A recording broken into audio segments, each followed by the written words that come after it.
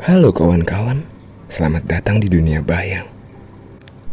Chun Yun yang menjabat sebagai wakil ketua fraksi Cheonryujang mendominasi perintah dalam rapat umum para pemegang saham fraksi Cheonryujang. Dan tanpa diketahui oleh para pemimpin klan dan para pemegang saham yang hadir di sana, ternyata Chun Yun mengumpulkan orang-orang berbakat dari setiap klan mereka. Chun Yun sedang membuat kubunya sendiri. Dia memerintahkan Bim Mak-hyun untuk mengumpulkan orang-orang bertalenta dari setiap klan tanpa sepengetahuan para pemimpin klan mereka. Seperti apa lanjutannya? Nanomasin Season 2 Chapter 51.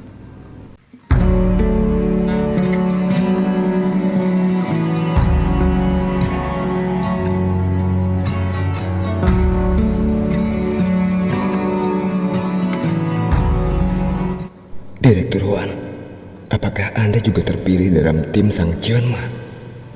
Hwan Myung-oh mengangguk dengan wajah tanpa ekspresi. Tidak peduli apapun jabatan mereka. Mereka yang memiliki kemampuan terbaik di setiap departemen dipilih oleh Chun Yun atas anjuran dari Bim Mak-hyun. Karena mereka yang direkrut harus berada di atas level Grandmaster, jadi tidak mengherankan jika orang yang dipilih adalah orang kepercayaan sang ketua Cheonryujang. Tapi orang-orang yang dipilih itu tidak harus menerimanya. Mereka juga berhak untuk menolak.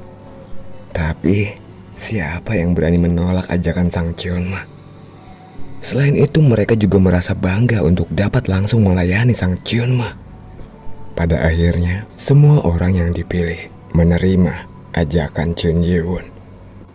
Semenjak kemunculan Chun Yun, peran Cheonryujang tidak seperti ketua lagi, malahan berubah menjadi seperti sekretaris belaka. Jadi kau telah mengumpulkan semuanya. Kerja bagus. Chun Yun memuji Bim Mak-hyun. Tidak, Tuan Cheonma, saya hanya menjalankan perintah saja.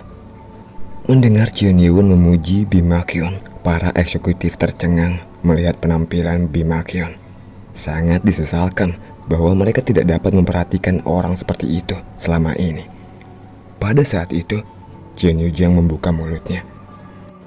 Manajer umum Bim Mak-hyun. Iya, ketua. Untuk saat ini, kami akan menunda promosi jabatanmu. Bim Mak-hyun terdiam. Padahal baru kemarin malam dia diberitahukan bahwa dia akan dipromosikan menjadi direktur pelaksana. Tapi sekarang, mengapa promosinya ditunda? Padahal dia telah menyelesaikan tugas yang diberikan oleh Cheonma. Bahkan, jabatanmu akan diturunkan pangkatnya. Mendengar kata-kata Cheonryujang itu, Bim Mak-hyun sepertinya hampir menangis. Para eksekutif mengerutkan kening. Mereka merasa ini adalah cara ketua untuk menghukum bawahannya yang telah menunjukkan penghinaan karena telah merebut anggotanya. Tapi, kenapa, ketua? Bim Mak-hyun tidak mengerti mengapa begini, dan dia bertanya kepada Cheonryujang. Tapi, Chun Yun yang menjawab pertanyaan itu. Untuk saat ini, aku akan memintamu untuk mengambil alih sebagai asisten manajer untuk kantorku. Mendengar itu, tatapan mata Bim Mak-hyun melebar. Dia bingung karena tadi dia berpikir dia benar-benar diturunkan pangkatnya. Tetapi ketika dia mendengar bahwa dia ditunjuk sebagai asisten manajer yang melayani langsung di bawah Chun Yun, wajahnya menjadi cerah dalam sekejap. Sungguhkah itu, Tuan Cheonma? Ada apa? Apakah kau tidak menyukainya? Ya, tidak. Ini adalah merupakan kehormatan seumur hidupku untuk dapat melayani di bawah Anda. Bim Mak-hyun langsung berlutut dan membungkuk pada Chun Yun. Menjadi seorang asisten manajer secara harfiah berarti memainkan peran sebagai tangan kanan Chun Yun. Memang itu adalah sebuah penurunan pangkat karena dia menjadi melayani wakil ketua, tidak melayani ketua lagi. Tetapi dengan kata lain, dia akan langsung berada di pusat Ordo Iblis Langit yang baru. Penurunan pangkat? Penurunan pangkat macam apa itu? Sial, mengapa bukan aku saja yang terpilih? Wajah para eksekutif terlihat tidak menyenangkan. Jika Ordo Iblis Langit akan bersatu di masa depan nanti, yang bekerja sebagai asisten manajer untuk Chun Yeun akan bersinar terang. Tatapan mata para eksekutif yang menyaksikan hal ini dipenuhi dengan rasa iri. Urusan di sini sudah selesai. Sekarang ada satu hal lagi yang harus dilakukan sebelum kembali ke kota Shenyang dan membawa mereka. Banyak rencana yang sedang disusun di dalam kepala Chun Yeun. Setelah menaklukkan 3 fraksi, kota Jinan akan menjadi dasar kebangkitan sekte iblis. Tujuan akhir Chun Yeun adalah untuk merebut kembali kota Gwangju. Itu adalah kota di mana 10.000 pegunungan berada. Wilayah dan tanah asli milik sekte iblis. Tapi saat ini kota Gwangju sedang diduduki oleh grup Oshin atau fraksi kejahatan. Kita harus dapat mengambilnya lagi dari Oshin. Chun Yeun mendengar bahwa Oshin itu adalah salah satu dari 3 fraksi utama dalam Murim. Ketiga fraksi besar dalam fraksi asosiasi Murim saat ini adalah Aliansi Force of Justice, Blade Six, dan Oshin Group. Ketua grup Oshin saat ini dikatakan menjabat sebagai perwakilan dari asosiasi Murim. Berani sekali mereka mengambil wilayah sekte iblis. Tujuan kedua Chun Yeun adalah untuk mengusir semua orang yang menargetkan Ordo Iblis Langit dan merencanakan kejatuhannya. Dia ingin membalas dendam kepada yang membuat Ordo Iblis Langit hancur. Oleh karenanya, sebelum melakukan itu, Chun Yeun perlu mengumpulkan orang-orang berbakat dan membuat kubunya sendiri. Namun, ada satu hal lagi yang sangat penting. Ordo Iblis Langit membutuhkan satu hal. Nama baik Ordo Iblis Langit harus dipulihkan. Bukan hanya di dalam dunia Murim, tetapi semua orang di negeri ini tampaknya berpikir buruk tentang perusahaan Langit Hitam dan Ordo Iblis Langit. Yang berarti Chun Yeun harus memulihkan nama baik Ordo Iblis Langit. Kita perlu menanamkan kesadaran kepada semua orang bahwa Ordo Iblis Langit sangat diperlukan bagi semua orang. Mengubah persepsi itu penting untuk mendapatkan dukungan dari masyarakat umum. Tapi bagaimana caranya ya? Lalu sebuah ide terbesit dalam benak Chun Yeun. Saat ini umat manusia memiliki musuh yang mereka anggap bencana. Musuh bagi seluruh umat manusia. Portal dimensi yang dapat mengeluarkan monster-monster yang mengancam nyawa manusia. Saat portal dimensi muncul, bahkan asosiasi Murim atau penjaga gerbang Garda Nasional dapat saling bekerja sama untuk dapat menghentikan bencana itu. Karena monster-monster yang keluar dari portal dimensi itu hanya memiliki satu tujuan, untuk memusnahkan umat manusia. Mungkin dalam kesempatan itu merupakan cara untuk dapat mengubah persepsi tentang Ordo Iblis Langit. Keturunan-keturunanku ini sungguh bodoh. Sangat disayangkan. Mereka mengabaikan kesempatan bagus seperti itu, malah bertarung satu sama lain. Grup Yongchun yang dipimpin oleh Chun Yujang tidak mendaftar di Murim. Mereka menghindari berpartisipasi dalam pertempuran gate untuk menghindari paparan publik. Jika tidak bertindak seperti itu, mungkin selama 27 tahun terakhir mereka tidak akan menderita. Dan persepsi tentang sekte iblis pun pasti akan berubah. Mereka menghilangkan keuntungan terbaik yang harus mereka takuti. Bima Kyun? Iya. Bima Kyun yang sedang membungkuk langsung menjawab panggilan Jun Ye-won. "Bangunlah, siapkan mobilnya. Mado." Mendengar Jeon Ye-won mengajak Bim Mak-hyun seperti itu, membuat Jeon Ye-jung bertanya dengan ekspresi bingung. Leluhur, Anda ingin pergi kemana?" Jun Ye-won bangkit dari tempat duduknya dan mengenakan mantelnya. Bukannya menjawab pertanyaan Jeon Ye-jung, dia malah bertanya kepada Jeon Ye-jung. "Oh iya, apakah kau tahu di mana rumah sakit tempat wanita itu dirawat?" "Wanita?" Jeon Ye-jung mengerti siapa wanita yang Jeon Ye-won maksud. "Oh, dia dirawat di rumah sakit umum Incheon." "Rumah sakit Incheon?" Hukuman yang aku berikan kepada wanita itu sepertinya cukup memadai. Jadi, aku harus mulai menggunakannya secara perlahan. Bagaimana jika dia aku gunakan sebagai sekretaris? Sepertinya itu adalah posisi yang tepat untuknya. Setelah mengatakan itu, Jun Ye-won meninggalkan ruangan. Jun Ye-jung dibiarkan bergumam dalam kebingungan sendirian. Apa yang sedang direncanakan leluhur? Dia akan menggunakan gatekeeper kelas SS sebagai sekretarisnya.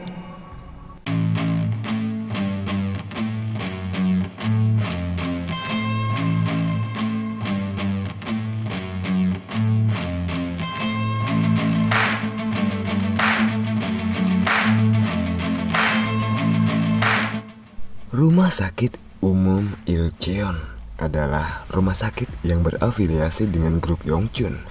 Di salah satu bangsalnya, seorang wanita berusia akhir 20-an dengan rambut coklat dan payudara yang terlihat menggairahkan yang tidak sepenuhnya tertutup oleh pakaian pasien sedang duduk di tempat tidur.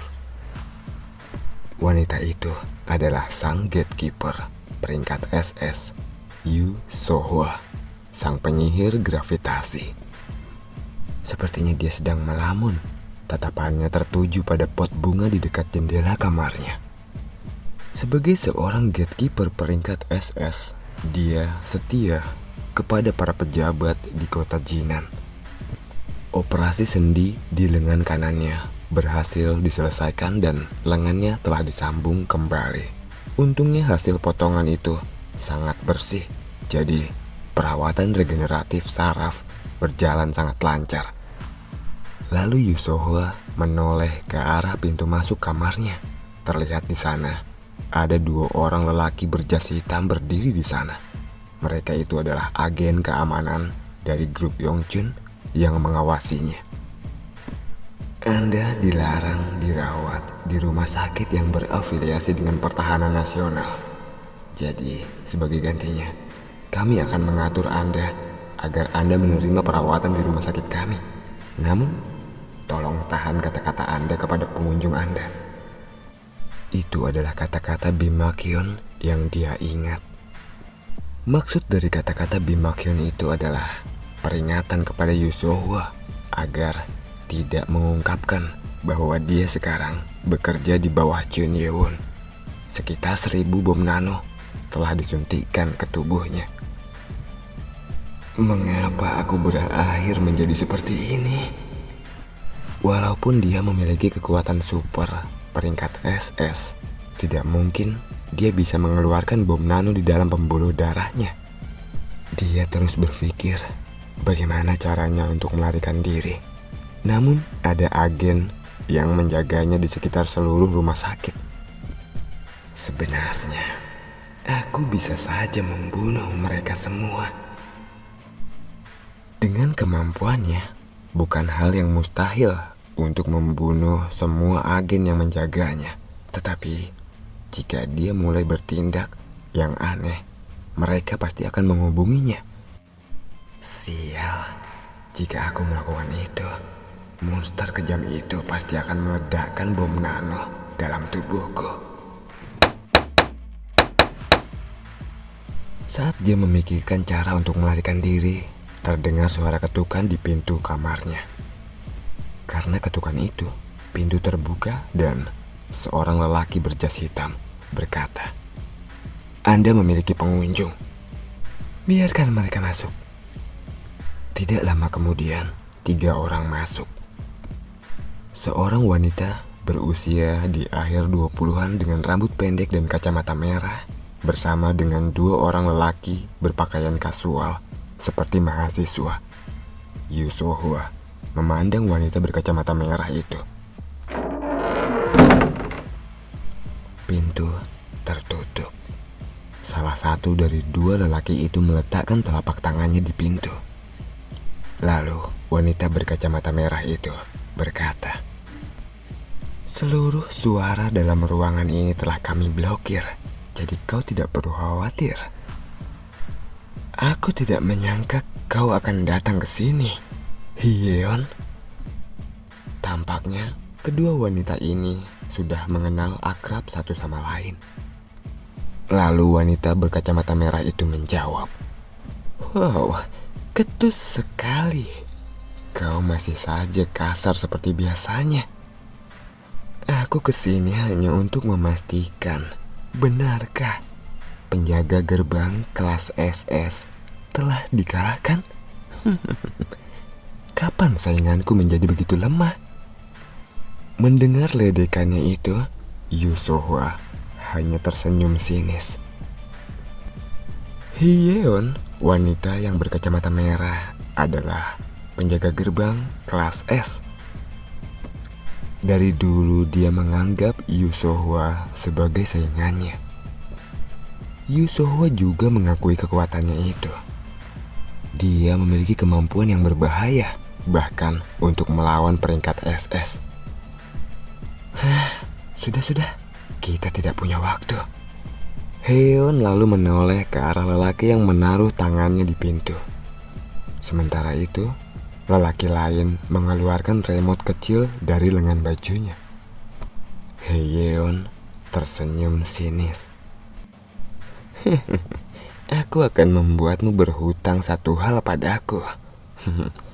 Kami menggunakan inti monster kelas C untuk mendapatkan ini loh." Lalu, lelaki itu menekan tombol dalam remote-nya.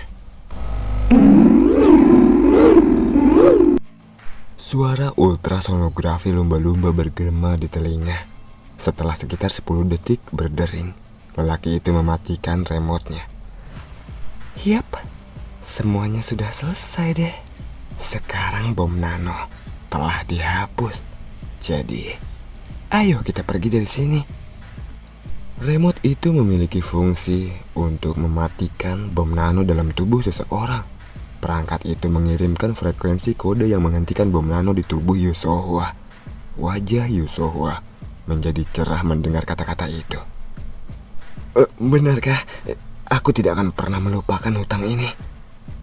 "Ya benarlah. Kapan aku berbohong kepadamu?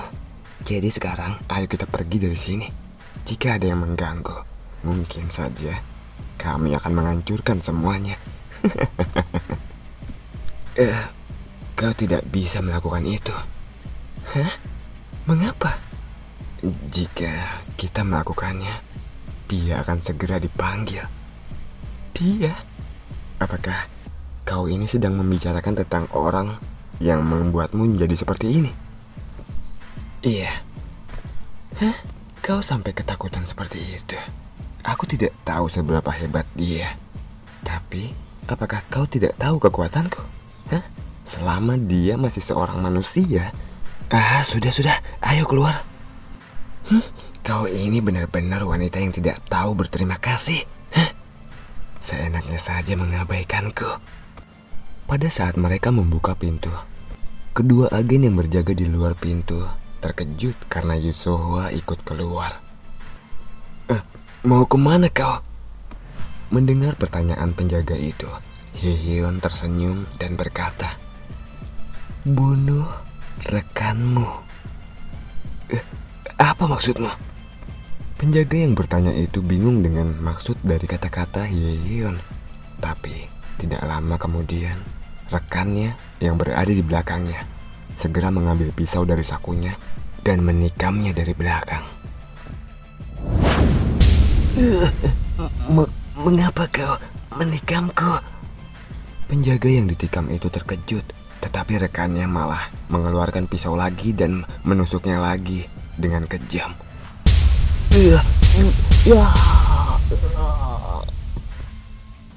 Penusukan berhenti ketika penjaga itu telah meninggal. Setelah membunuh rekannya, penjaga itu kembali sadar. Dia tidak mengerti mengapa rekannya tergeletak mati di lantai. Santoso, siapa yang membunuhnya? Loh, bukannya kau sendiri yang membunuh rekanmu dengan tanganmu sendiri? Hye-yeon berkata seperti itu sambil tersenyum. Merasa tidak percaya, agen itu menatap pisau di tangannya yang berlumuran darah. Lalu Hye-yeon berkata lagi, setelah membunuh rekanmu, kau harus membunuh dirimu sendiri. Setelah mendengar kata-kata Hye-yeon itu, tatapan mata agen itu menjadi kosong. Lalu dia mengambil pisau dan meletakkannya di dekat lehernya dan dia tergeletak di lantai. Setelah menyaksikan itu, Yu So-hwa memperingatkan Hye-yeon. Cukup, ada banyak warga sipil di lorong, jadi jangan lakukan hal seperti itu lagi. Kau ini cerewet sekali sih. Kau tenang sajalah, biar aku yang mengurus semuanya. Lalu mereka semua keluar dari kamar dan di sana ada banyak warga sipil, pasien dan agen lainnya. Lalu tiba-tiba Hye-yeon berteriak. Au! Dia berteriak seperti itu dengan maksud agar tatapan mata orang-orang beralih kepadanya. Saat dia menjadi pusat perhatian, dia bertepuk tangan dan berkata, waktunya tidur. Setelah dia mengatakan itu, semua orang jatuh ke lantai. Mereka tertidur. Yap, semuanya sudah beres. Masalah di sini selesai, bukan? Kemampuan Hye-yeon memang sangat mengejutkan. Di antara gatekeeper peringkat S, orang dengan kemampuan luar biasa terkadang diberikan gelar. Dan gelar wanita ini adalah The Illusionist. Dia memiliki kemampuan hipnosis yang diklasifikasikan sebagai berbahaya oleh Dewan Negara Bagian. Lalu dia bergegas menuju lift di ujung lorong. Karena Hye-yeon memiliki kemampuan hipnotis yang sungguh istimewa, dia berjalan keluar dengan perasaan bangga. Namun, ketika mereka berbelok di tikungan dan sampai di ruang lobi, mereka mendengar suara lift berhenti. Sepertinya ada seseorang yang berhenti di lantai ini. Saat pintu lift terbuka, ekspresi wajah Yu So-hwa menjadi tegang. Kau pikir kau bisa pergi kemana? Yu So-hwa merasa jantungnya seperti mau copot. Orang yang baru turun dari lift adalah Jun Ye-hoon, Bim Mak-hyun, dan beberapa penjaga keamanan rumah sakit.